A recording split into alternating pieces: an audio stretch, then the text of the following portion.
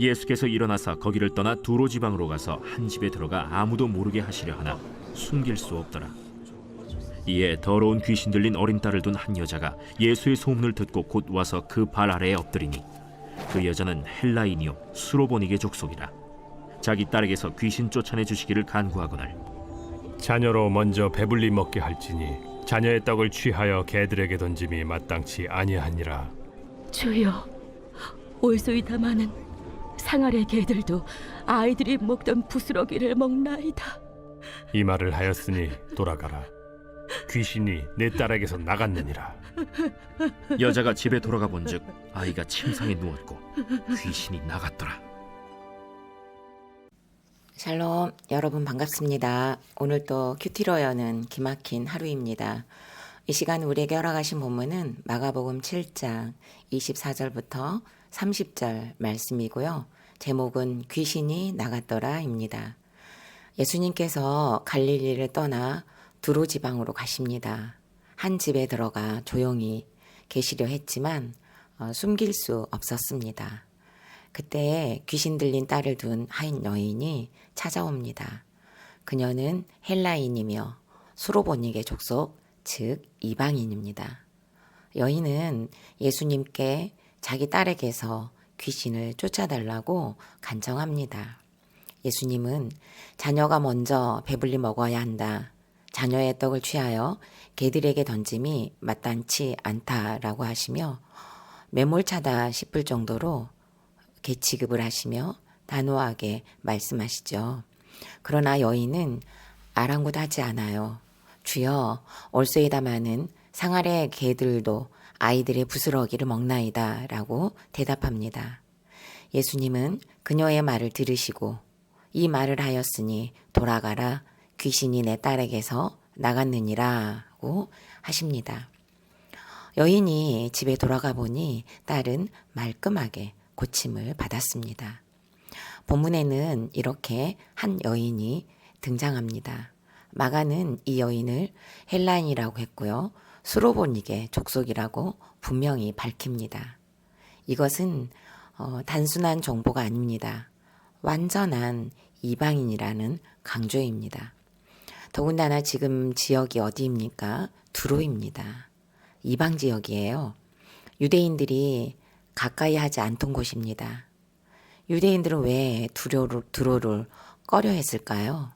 두로는 고대 페니키아의 대표 도시였습니다. 이곳은 바알 숭배의 중심지였고 특히 이스라엘 역사에서 악명이 높았습니다.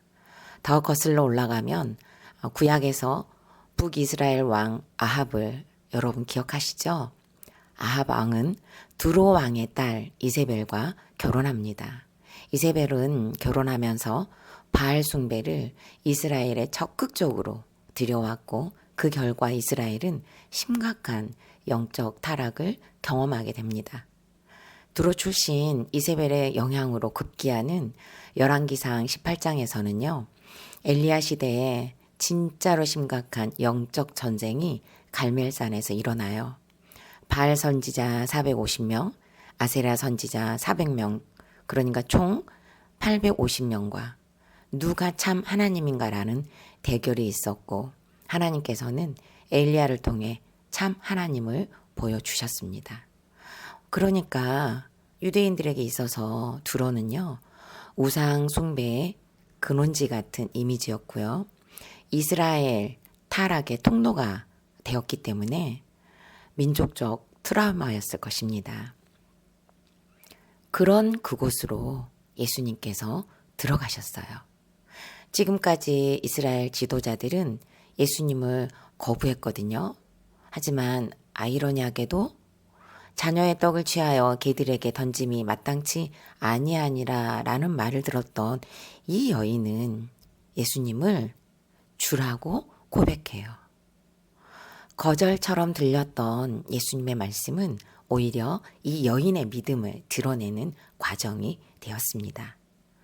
믿음은 종종 어떤 소리도 없는 침묵과 움직임이 전혀 없는 것 같은 느림과 언제까지일까라는 끝이 없는 것 같이 지연되고 있는 문제와 참고 인내해야 하는 환경 속에서 더 깊어집니다.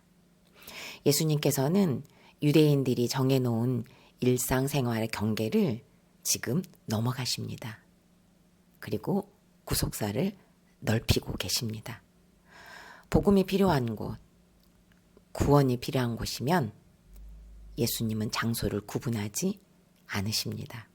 두로는요, 하나님과 가장 멀어 보이는 곳을 상징해요.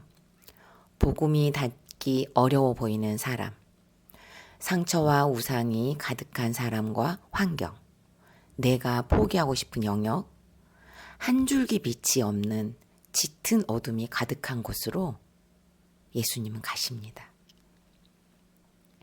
저에게 있어서 두로는 모녀 관계의 영역이라는 것으로 깨달아집니다. 친정어머니와 저는 지금 함께 구속사 복음을 듣고 가고 있습니다. 특히 저는 더 일찍부터 구속사 복음을 접했습니다. 양육을 받았고 양육자가 되기도 했고, 그리고 또 이번 상반기에도 양육자가 되었습니다. 또한 사역을 하고 있는 상태이기도 합니다. 담임 목사님께서는 어머니를 모시라고 처방을 내리시고 난 다음부터 늘 저에게 어머니를 품어야 한다는 말씀을 정말 일찍부터 하셨습니다. 그러나 품는 것이 되지 않는 질기 모습으로 횟수로는 8년차를 접어들고 있으니 진짜 두로입니다. 하나님과 가장 멀고 복음이 닿기 어려운 곳, 상처와 우상이 가득한 곳입니다.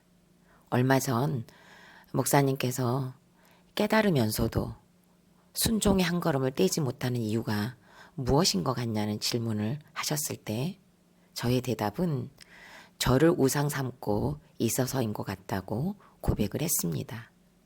말씀보다 제가 먼저였고, 말씀보다 저의 상처와 피해의식을 먼저 선택하는 저를 수시로 보았기 때문입니다. 구원과 거룩을 선택하기보다는 옳고 그름과 정죄를 너무도 쉽게 선택하는 저를 계속 직면하는 시간이 길어지고 있었기 때문이죠.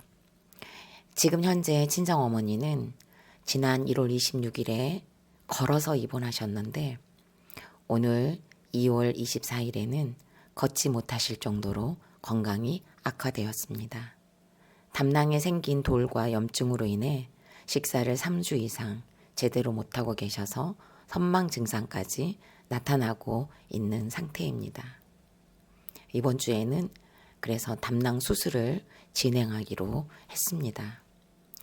명절 중에는 동생들과 함께 연명치료를 거부하는 동의서까지 작성할 정도로 심각하기도 했었습니다. 이렇게 생사를 오르락내리락 하는 사건이 오게 되니 의식이 돌아온 시간을 놓칠까 싶어 마음이 조급해지기도 했습니다.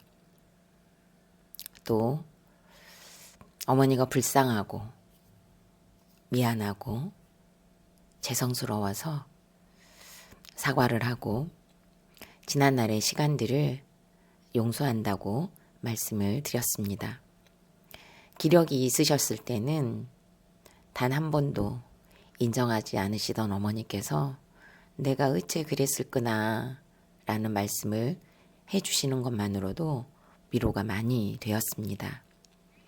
또한 저는 어머니의 눈을 편하게 1초를 보는 것도 굉장히 힘이 들었습니다.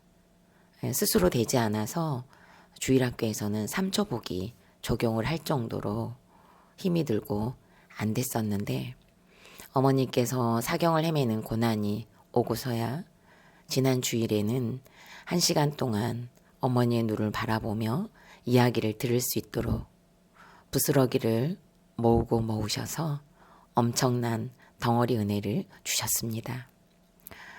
개가 되어서라도 아이들이 먹던 부스러기를 먹기를 원하게 됩니다. 부스러기 은혜를 통해 상처 귀신, 피해의식 귀신이 나가기를 정말 간절히 원합니다. 오늘 제목이 귀신이 나갔더라입니다. 과거형이죠. 저와 여러분이 수로보니게 여인의 심정이 되기를 원합니다. 귀신 들린 딸의 문제를 가지고 예수님께 가는 여인이 되기를 원합니다. 부스러기 은혜를 또한 간절히 사모하여 우리를 둘러싸고 있는 각종 귀신들이 나가는 은혜가 역시 임하기를 원합니다. 질문합니다. 오늘 나의 두로는 어디입니까? 그리고 누구입니까? 나는 어떤 귀신이 나가야 합니까? 예수님의 방문으로 귀신이 나갔더라의 간증으로 구원을 노래하는 저와 여러분이 되시기를 간절히 바랍니다. 2월 24일 보석상자입니다. 상처와 트라우마는 없어지는 게 아니라 통과하는 것입니다. 아멘. 다 같이 기도드리겠습니다. 살아계신 하나님 감사합니다. 수로보니게 여인은 말합니다. 주여 부스러기라도 좋습니다. 이 한마디가 딸을 살렸고 구속사의 문을 넓혔습니다. 오늘 우리의 기도가 이 고백이 되기를 원합니다. 하나님, 저는 자격이 없습니다. 그러나 주님의 은혜 한 조각이면 충분합니다. 부스러기 은혜로 두로와 같은 애가 살아나고 가정이 살아나고 나라가 살아나며 교회가 살아나도록 인도하여 주옵소서.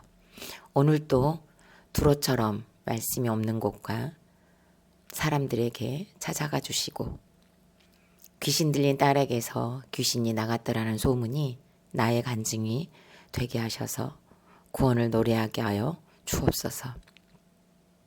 몸이 아프고 마음이 아프고 관계가 아픈 곳에 환경이 아픈 곳과 다음 세대에게 부스러기 은혜가 임하는 하루로 열어 주옵소서. 예수님의 이름으로 기도드립니다. 아멘.